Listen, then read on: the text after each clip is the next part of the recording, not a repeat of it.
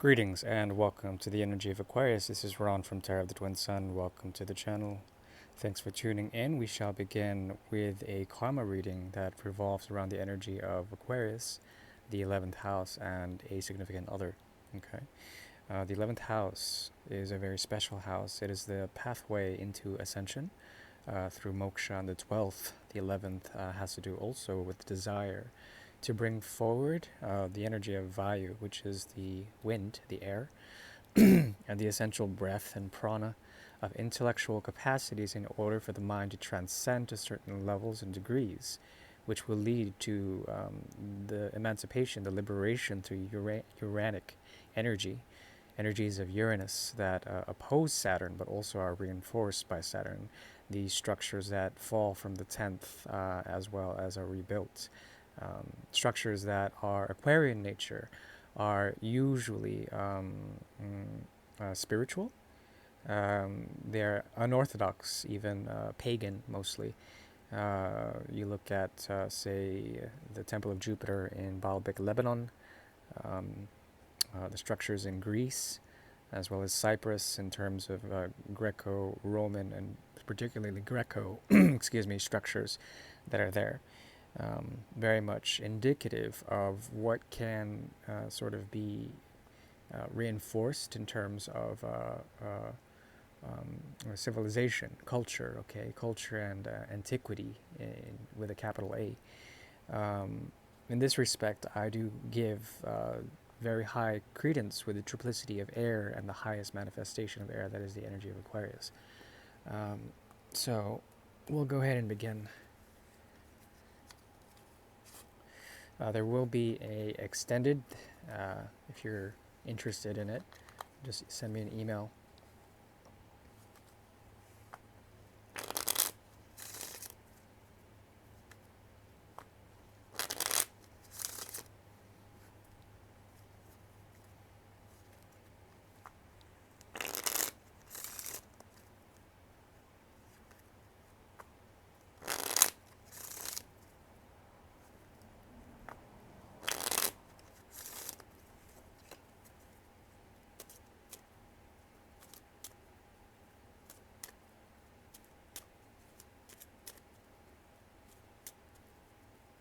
Okay.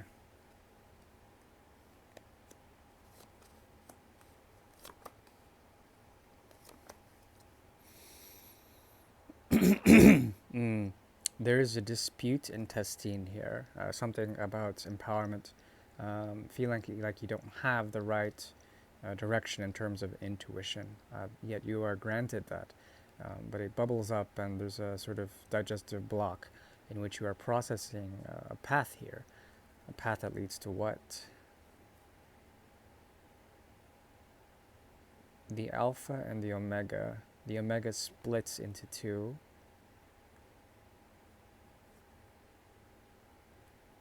Okay. There's a movement essentially to a restful state.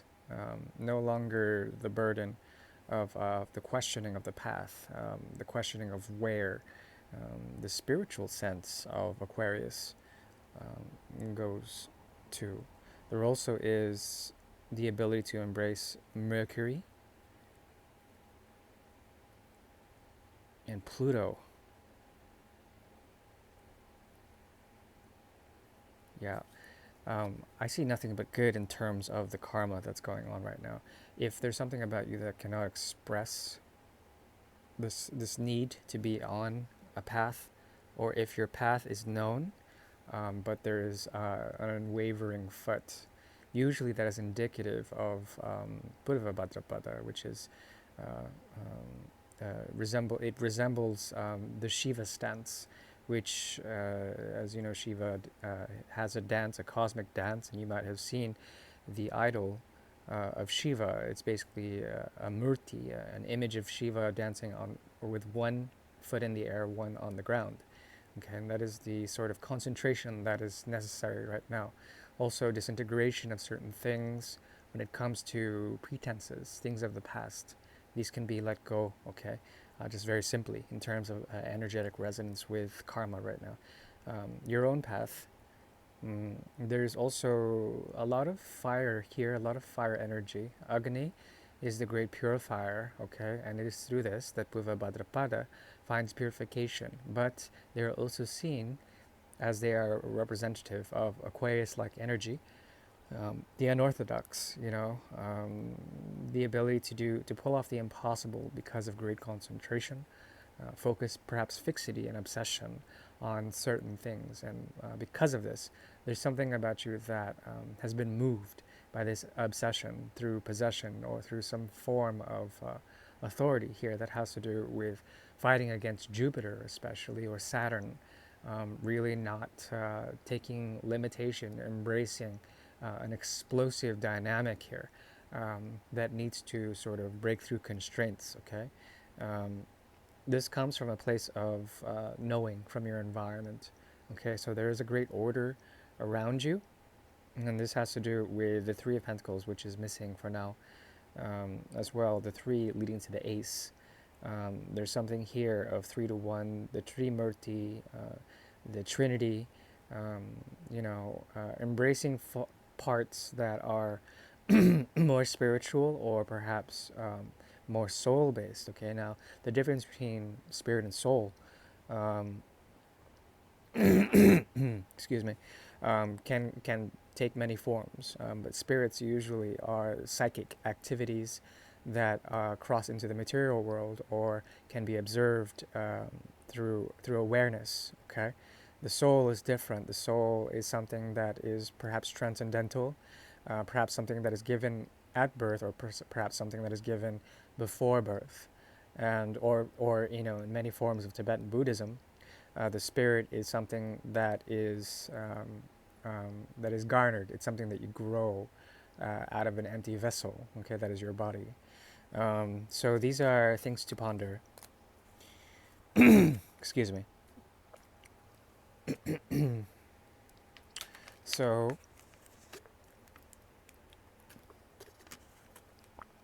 excuse me. We're moving into the second portion. As I've mentioned before, there is an opportunity to have the extended read. That's an additional sort of content that will explore further some of the dimensions that exist within the Great Mirror. Okay, the Great Mirror is a tool devised. It's a 9-card spread, a tool devised by the Order of the Twin Sun in order to see apparent karmas. Okay, that exist between Aquarius and a significant other. These karmas sort of manifest in conscious, unconscious, and subconscious levels. Okay, 3 various levels. Each one going deeper and essentially contracts with the other, or perhaps karmas that need to be completed may be observed in a timeless or linear fashion. Okay, usually the external world also affects this situation as well.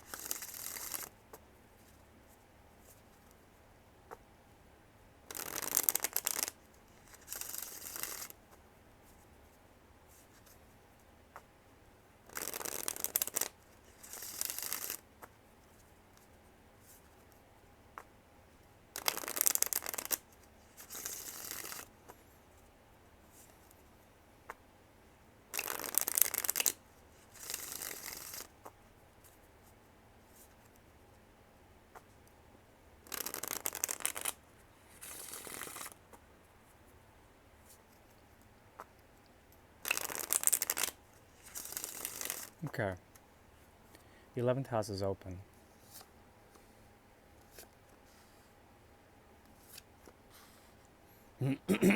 Excuse me.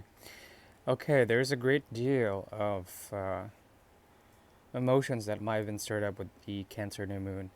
4th house, 8th house, 12th house. These are the houses. Okay, this is the this is the great triangle the triplicity of water, okay? And the houses of water essentially create in astrology a path, especially in Vedic astrology, a path towards moksha, okay? Moksha is liberation from the trappings and the trammels and the ickiness, the material garbage uh, um, of Maya, of the illusion, okay? Um, Not to get too spacey, but essentially, moksha is a way to break free from the cycle of materiality, of essentially worldly things, okay? And perhaps there's an inkling or something about you that mm, has become a bit jaded, or perhaps there's a need to find satisfaction um, by doing what exactly? By seeing a great, excuse me, a great addition, okay, that revolves around the energy of Nine of Cups in reverse, okay? Nine of Cups in reverse indicates the realm of the dream, the realm of illusion, the realm of Maya, materiality that we just mentioned, and sort of understanding that these are not the cups that fill the cup of Aquarius, okay? And there's something about this connection in which you can teach or impart on the other a great lesson that has to do with the Holy Grail, with the idea of conquest and liberation through meaning, a meaningful sort of energy, okay, as opposed to being sort of washed by the mediocrity of many dreams or many things that have come up in terms of artifice, okay, in terms of the fake, the insubstantial, okay. And perhaps there's something about you that is playing two faces, okay, and it's not a bad thing to play two faces. Perhaps there's something about you that won't show a type of affection or a type of expression of an emotion. These emotions aren't yours. These feelings aren't yours, and it could be that the impressions that are on you, that are upon you, that you may be tempted in some sort of way through the essence of nostalgia, through the essence of feeling, okay? And in this feeling, there's something about you that on a very deep and profound level will never stop to cease to give. Okay. Now, yes, I see here a type of maturity, and this is a good thing. By it's good and bad.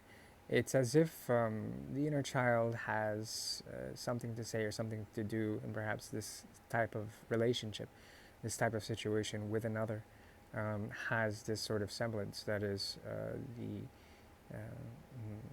the fostering of the foster care of an orphan, someone who has lost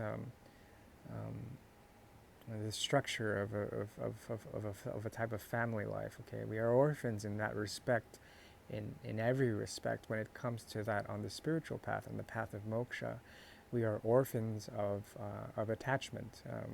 We detach, and this may feel empty, but the sage or the person that is moving towards freedom, liberation, moksha, is essentially coming to a place of detachment that is not negatively attributed, okay?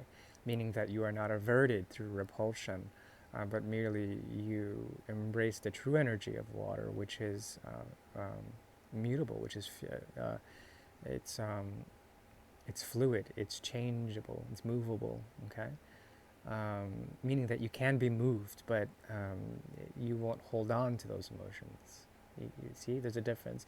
It's as if a painting that emerges in a museum, and they have an exhibition of different sections.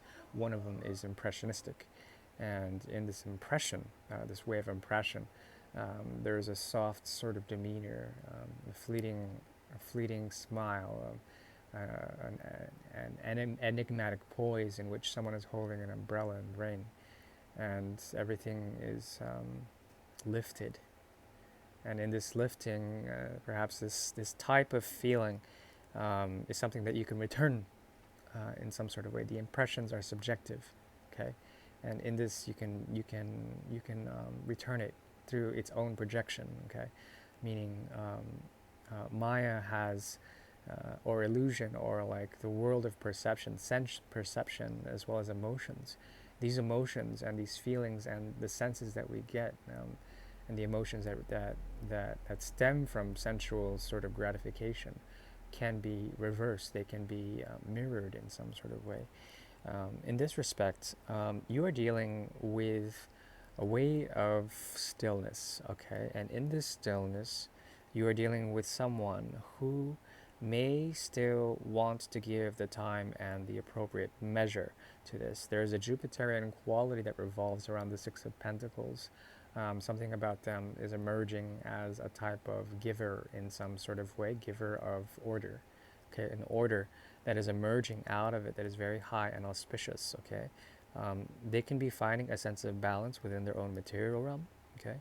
Having to work with others, donate their time and energy to different places, okay? In that respect, they are sort of in the present, okay? Okay. When it comes to this, on a conscious level, there is a difference, okay? There's something also very conservative hidden within them. They can be very stingy, even in their way of giving, and perhaps they may be high and mighty and have an overinflated sense of self. But it comes from a good place, but it also comes from a place of extreme discipline, extreme Saturnine complexion, okay?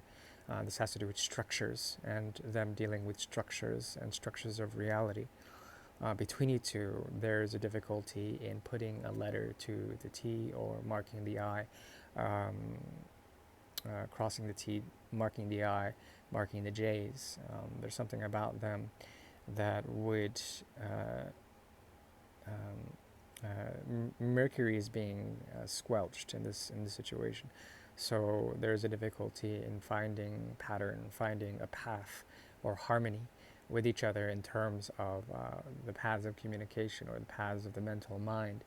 Difficulty and stigma, very much rooted in a lack of information or a lack of communication. There's a very, very hyper ambiguous way of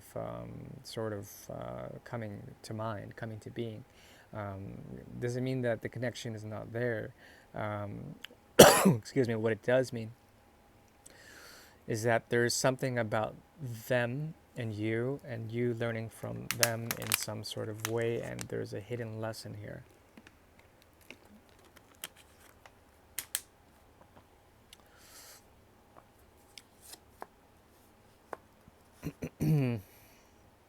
Okay. In some respects, this person, place, or thing, significant other for the energy of Aquarius, they are coming from a place that has no order. There's a great deal of disorder in what they do. A lot of their actions, when it comes to their significance, comes in the form of a lack mentality. Okay. Meaning that a lot of their actions are produced in order to fill some sort of void. They are a spiritualist in nature, I would say, or at least they have some inclinations of dogma, obligations in terms of dharma, and the ability to also, much like you, walk the proper path. I think you, in this situation, resemble a type of healer for them in the dryness of their realities. Yet at the same time, there's something about them that wants to temper these realities, temper also the element of earth through fire, mostly through the energy of fire. And this gives them the alchemical result of glass, vitrification, okay? Now, through this process of vitrification, there is a great deal of elemental force that creates essentially glass, okay, which is a way to reify light, but also let it pass through in order to focus it in such a way to make things illuminating, okay. So they have a far-reaching vision that stems from the axis of Gemini and Sagittarius, that is the third and ninth axis, okay. So something about them is teaching or learning from their own actions. And perhaps what they're doing now is trying to find a type of place um, to call their own, but then in all irony, it's something that they would not feel comfortable in. There's something about them that is constantly diasporic or trying to be on the move, vagrant. These are all interesting words and wordplay, but ultimately I see them, especially, yeah, there is a type of beginning here that they're having that has to do with them conjuring up this beginning using the element of fire and disregarding the elements of air and water. Okay, communication and emotional communication, also emotional intellect in some capacity, ignoring that in order to bring forth the element of earth mostly.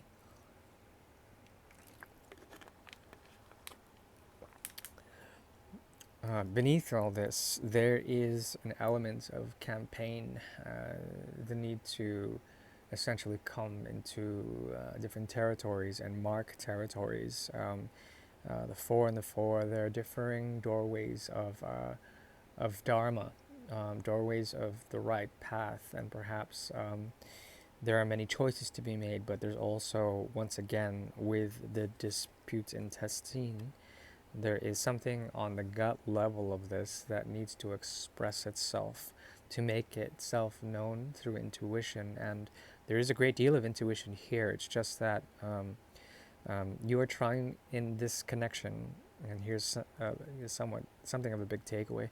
You are trying to fertilize the barrenness of someone here. You're trying in the question is that if this person is like a desert, if this person resembles, yeah, the energy of Ketu, which is like a desert or a flag um, of dryness, of dryness, of also a sense of home, a sense of sort of deep spiritual inclination. How do you resolve that? This is, if in that respect, it would be a karmic tie of some sort. But if there is a contract here, then there's a possibility for you to execute a type of karma that has to do with the gut feeling of things, where you find empowerment and how you give unconditionally or conditionally in a way. I think the conditions here are all no. There's something about you that would give unconditionally regardless of what you get in return. In fact, I think you would not want anything in return. There's something very um, uh, something very strange here. Okay, so tension emerges out of this, and 8-3, the Three of Rods. Okay, yeah,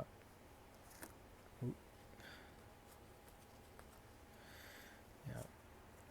So that Three of Rods showed up earlier, I think. I need to see to be sure.